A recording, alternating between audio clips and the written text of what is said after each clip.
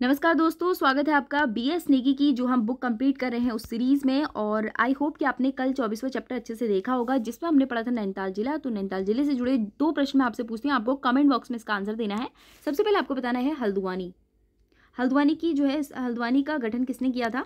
गठन in the sense कि किसने बसाया था उसे, ठीक है। बसाया किसने था, किसने बसाया था आपने बताना है और कब बसाया था, ठीक है। आगे देखेंगे रामनगर। रामनगर के बारे में आपने बताना है, रामनगर को किसने बसाया था और कब बसाया था, ठीक है। ये 2 प्रश्न आपको कमेंट बॉक्स में इन दोनों के आंसर देने हैं। अगर नहीं आता है तो फिर से कल वाला लेक्चर देखो, उससे बताओ, या फिर इंटरनेट से देखो, लेकिन लिखो, इससे तुम्हें याद रहेगा, ठीक है। चलो आगे देखते हैं बागेश्वर जनपद के इतिहास से। बागेश्वर को उत्तर का वाराणसी, बागनाथ एवं वागेश्वर के नाम से जाना जाता है और बागेश्वर को मानस खंड में नीलगिरी कहा गया है।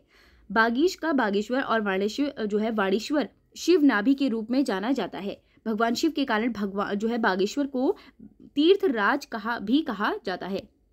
इसके अलावा बागेश्वर को पौराणिक नाम क्या है? अग्नि तीर्थ है। बागेश्वर का पौराणिक नाम क्या है? अग्नि तीर्थ है। और बागेश्वर क्षेत्र को दानपुर क्षेत्र भी कहा जाता है। किस क्षेत्र को दानपुर क्षेत्र कहा जाता है? बागेश्वर क्षेत्र को। आगे देखेंगे, बागेश्वर में स्थित बागनाथ के मंदिर का जीर्णोद्धार 1602 ईस्वी में चंद शासक लक्ष्मी चंद ने कराया था। मानस खंड में सरयू को गंगा और गोमती यमुना कहा गया, यानी कि सरयू को क्या कहा गया? गंगा मानस खंड में, और गोमती को यमुना कहा गया है। आगे देखेंगे, बागेश्वर में सरयू नदी के तट पर 1921 में कुली बेगार प्रथा का अंत किया गया। 1968 में बागेश्वर नगर पालिका गठन किया गया और बागेश्वर को 1974 में अलग तहसील बना दिया गया और बागेश्वर को अल्मोड़ा से अलग करके 15 सितंबर, ठीक है, 15 सितंबर को क्या होता है? 15 सितंबर 1997 को एक अलग जनपद बना दिया जाता है। बागेश्वर की भौगोलिक स्थिति की बात की जाए तो जो बागेश्वर है, यानी कि सरयू और गोमती नदी के संगम पर बसा हुआ है। आगे देखेंगे, बागेश्वर के पश्चिम में नीलेश्वर पर्वत और पूर्व में भिलेश्वर पर्वत और उत्तर में सूरज कुंड और दक्षिण में अग्नि कुंड स्थित है, ठीक है। आगे देखेंगे, बागेश्वर जिले का क्षेत्रफल कितना है? 2246 वर्ग किलोमीटर है और बागेश्वर जिला राज्य का तीसरा सबसे छोटा जिला है और बागेश्वर राज्य को 4 आंतरिक जिलों में से एक है, यानी कि हमारे पास 4 आंतरिक जिले हैं। कौन कौन से हैं? रुद्रप्रयाग, टिहरी, अल्मोड़ा और बागेश्वर। और आंतरिक जनपद कौन होते हैं? उन जनपदों को कहा जाता है जो किसी राज्य, यानी कि जैसे उत्तर प्रदेश हो गया, हिमाचल हो गया, इनसे सीमा नहीं लगाते हैं और देश को नहीं छूते, यानी कि जैसे तिब्बत हो गया, नेपाल हो गया, चाइना हो गया, ऐसे किसी बॉर्डर को नहीं छूता है, उन्हें क्या कहा जाता है? आंतरिक जनपद कहा जाता है। और वो कौन कौन से हैं? 4 हैं, रुद्रप्रयाग, टिहरी, अल्मोड़ा और कौन सा है? और है हमारा बागेश्वर। आगे देखेंगे, भिटाव जलप्रपात झीलम झरना जनपद कहाँ है? बागेश्वर जनपद में स्थित है। बागेश्वर जनपद में जो ग्लेशियर, दर्रा, ताल और बुग्याल के बारे में आप देखेंगे। सबसे पहले पिंडारी ग्लेशियर राज्य का दूसरा सबसे बड़ा हिमनद है, ठीक है। पहला कौन सा है? गंगोत्री। अब देखो, गंगोत्री के बाद पिंडारी ग्लेशियर जो है ना, पिंडारी ग्लेशियर कुमाऊं का एकमात्र सबसे बड़ा हो सकता था, लेकिन ये कुमाऊं का नहीं हो सकता बिकॉज ऑफ दिस कि ये कहाँ है? दो जिलों में फैला हुआ है। कौन कौन से? बागेश्वर और चमोली। इसलिए इसे क्या है? राज्य का दूसरा हिमनद कहते हैं। केवल अगर ये सिर्फ बागेश्वर जिले में होता तो ये क्या है? कुमाऊं का क्या कहते हैं? सबसे बड़ा हिमनद होता, ठीक है। एक बात ये भी है। चलो आगे देखते हैं, तो इसके बारे में पढ़ लेते हैं। तो पिंडारी ग्लेशियर राज्य का दूसरा बड़ा हिमनद है जो कहाँ कहाँ है? बागेश्वर और चमोली जिले में 30 किलोमीटर लंबा और 400 मीटर चौड़ा है और यहाँ लोहरखेत, द्वाली फुकिया होते हुए पहुंचा जाता है। आगे देखेंगे, पिंडारी नदी पिंडारी हिमनद से निकलती है जिसके आसपास आपको क्या होगा? भोजपत्र के बहुत सारे वृक्ष दिखाई देंगे, ठीक है। किसके? भोजपत्र के काफी सारे वृक्ष दिखाई देंगे। कफनी और सुखराम ग्लेशियर बागेश्वर में स्थित है। मैकतोली और सुंदरडूंगी हिमनद बागेश्वर में स्थित है। आगे देखेंगे, देवकुंड यानी कि देवकुंड ठंडे पानी का कुंड है जो सुंदरडूंगा के पास है और सुंदरडूंगा दर्रा बागेश्वर व चमोली के बीच सरकरा रास्ता है और ट्रेल पास दर्रा बागेश्वर और पिथौरागढ़ के बीच है जिसकी खोज 1830 में कमिश्नर ट्रेल ने की थी। ट्रेल पास दर्रा कहाँ स्थित है? सबसे पहले ये प्रश्न आएगा, ट्रेल पास दर्रा कहाँ है? ट्रेल पास है हमारा बागेश्वर में, ठीक है, बागेश्वर में। इसके अलावा इसकी खोज किसने की थी? वो की थी ट्रेल ने की थी। और कब की थी? 1830 में। आप देखेंगे आगे, ठीक है। अब आगे यहाँ पे है गौरी उडियाल। जो गौरी उडियाल है वो कहाँ है? बागेश्वर जनपद में है। कफनी बुग्याल और मनोहरी बुग्याल बागेश्वर जनपद में है। सुरकुंडा और हच्छिला जलाशय बागेश्वर जनपद में स्थित है और द्रोणाथल का जंगल सानी उडियाल के पास स्थित है। आगे देखेंगे बागेश्वर जनपद के प्रमुख पर्यटक स्थल। तो पांडुस्थल, कुमाऊं व गढ़वाल की सीमा का रमणीय स्थल है। सास बहू खेत, अगर सास बहू नदी आएगा तो कौन सा? अलकनंदा और भागीरथी। अलकनंदा भागीरथी जहाँ पे मिलती है उसे क्या कहा जाता है? उसे कहा जाता है देवप्रयाग। ठीक है, अब ये कहाँ पर? देवप्रयाग में। लेकिन इसने बोला सास बहू खेत कहाँ पर है? नामक पर्यटक। ठीक है, तो सास बहू खेत नामक पर्यटक स्थल कहाँ पर है? वो है बागेश्वर में। इसके अलावा विजयपुर बागेश्वर जनपद में एक व्यू पॉइंट है। क्या है? व्यू पॉइंट है। इसके अलावा आप देखिए भारत का स्विट्जरलैंड कौसानी। तो बागेश्वर जनपद में कौसानी, कोसी और वरुण जो है गरुड़ के बीच जो है समुद्र तल से 1890 मीटर की ऊंचाई पर स्थित पर्यटक स्थल है। और इस स्थल को जो है कौशिक मुनि की तपस्थली होने के कारण कौसानी नाम इसका पड़ा था। इसके अलावा कौसानी का पिंड जो है पिंगनाथ पहाड़ी पर बसा है। इसके संस्थापक हेनरी रैमजे को माना जाता है। कौसानी का पूरा नाम क्या था? बलना था। और कौसानी को कुमाऊं का गहना भी कहा जाता है। प्रश्न आएगा कुमाऊं का गहना किसे कहा जाता है? तो वो कहा जाता है कौसानी को। इसके अलावा जो है 1929 में, हाँ, तो 1929 में क्या होता है? महात्मा गांधी कौसानी आते हैं और 12 दिन का यहाँ पे प्रवास करते हैं। 12 दिन तक उन्होंने यहाँ पे स्टे किया था और गांधी जी ने कौसानी को गीता की भूमिका पर अनाशक्ति योग के नाम पर लेख लिखा था। और यहाँ स्थित अनाशक्ति आश्रम को गांधी आश्रम भी कहा जाता है। यंग इंडिया लेख यानी कि यंग इंडिया जो पुस्तक है उसमें गांधी जी ने कौसानी को भारत का स्विट्जरलैंड कहा है। और गांधी जी की शिष्य सरला बहन 1941 ईस्वी में जो है कौसानी में लक्ष्मी आश्रम की स्थापना की थी। लक्ष्मी आश्रम की स्थापना कब हुई है? वो हुई है 1941 में। किसने की थी? सरला बहन ने। कौसानी जो है कौसानी प्रकृति प्रेमी और सुमितानंद पंत की जन्मस्थली है। और सुमितानंद पंत जी की जन्मस्थली पंतवथिका पर एक लघु संग्रहालय स्थापित किया गया है। प्रसिद्ध लोक संगीतज्ञ गोपीदास कौसानी के से प्रभावित थे और भकोट नामक स्थल भी कौसानी में स्थित है। बागेश्वर के प्रथम जो है प्रसिद्ध मंदिर के बारे में हम देखेंगे तो कमेड़ी देवी का मंदिर जो है, कमेड़ी देवी का मंदिर बागेश्वर में स्थित है। कोट भ्रामरी देवी का मंदिर बागेश्वर की कत्यूरी राजा अष्टादेवी ने देवी थी।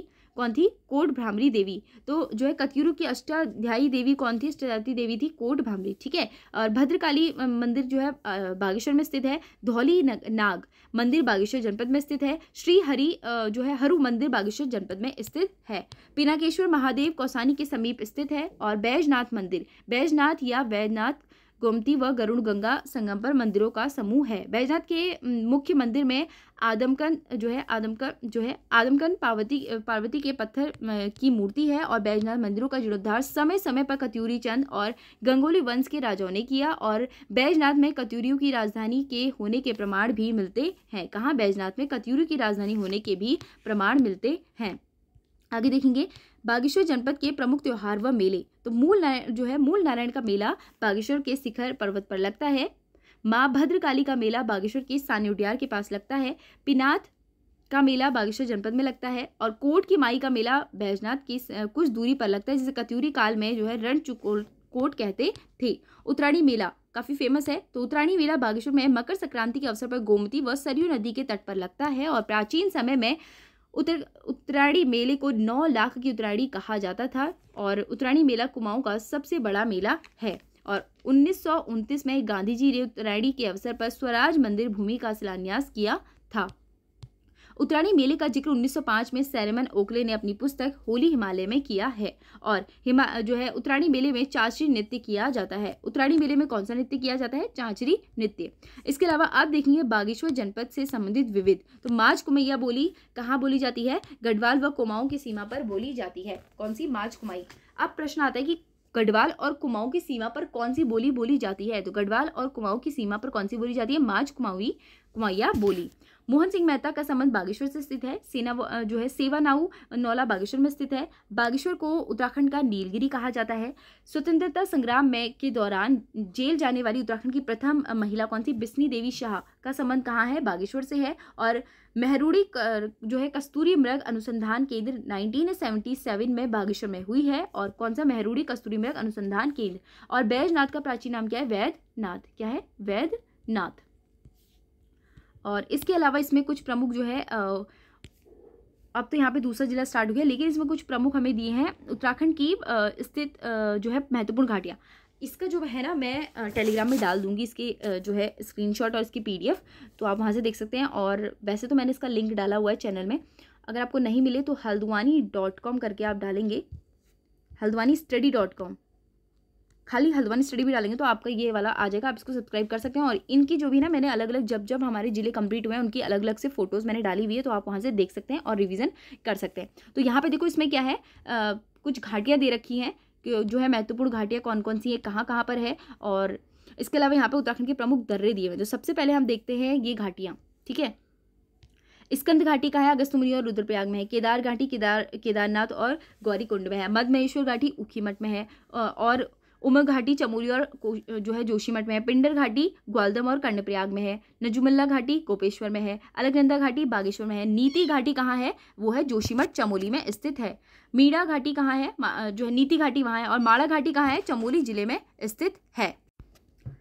इसके अलावा यहाँ पे देखा जाए माड़ा जो घाटी है वो चमोली में स्थित है, अभी हमने देखा। और चिनाब घाटी जोशीमठ में है। फूलों की घाटी बद्रीनाथ हेमकुंड जो है हेमकुंड में है, पाड़ा चमोली में है। हपला घाटी जो है चमोली में है। हपला घाटी गोपेश्वर में है, ठीक है, चमोली गोपेश्वर में है। पारसू घाटी उत्तरकाशी में है। नयार घाटी सतपुली पौड़ी में है। और हर की दून घाटी कहाँ है, उत्तरकाशी में है। तो ये सारी इसमें घाटी दी गई हैं, और आप इसको ना आप वहीं से देख लेना, क्योंकि इन डेप्थ में इसमें दिया गया है, यानी कि कौन सी कहाँ पे, क्या पता कौन सी कहाँ से पूछ लेना। जैसे भैरव घाटी के बारे में बहुत पूछा जाता है। भैरव घाटी कहाँ है, उत्तरकाशी में है। टॉस घाटी कहाँ है, त्यूणी में है। दून घाटी देहरादून मसूरी में है। गोरा घाटी कहाँ है, चक्राता और जौनसार में है। रवाई घाटी रवाई मंडल उत्तरकाशी में है, ठीक है। और तोता घाटी कहाँ है, ऋषिकेश में है। इसके अलावा दारमा घाटी कहाँ है, धारचूला पिथौरागढ़ में है।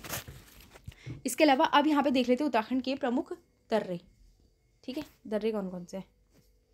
तो उत्तराखंड के प्रमुख दर्रे की बात की जाए तो उत्तराखंड में जो है टोपी डूंगा पास कहाँ है, चमोली और पिथौरागढ़ में। तुनुज पास कहाँ है, तुनुज पास है, ये भी दर्रा है, ठीक है, चमोली और तिब्बत में है। सलसल पास चमोली और तिब्बत में। नीति पास चमोली और तिब्बत में। भ्यूडार पास चमोली और तिब्बत में।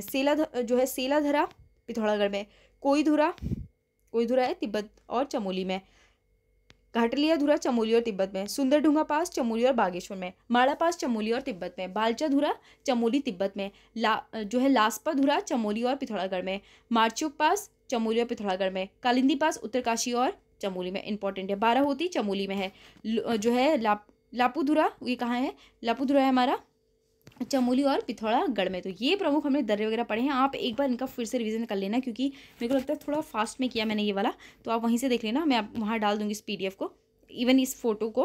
और कल हम देखेंगे उधम सिंह नगर जिला। तो थैंक्स फॉर वॉचिंग, और अच्छा लगे तो बता दीजिएगा, और क्या कुछ हम इसमें नया कर सकते हैं वो भी आप बताइएगा।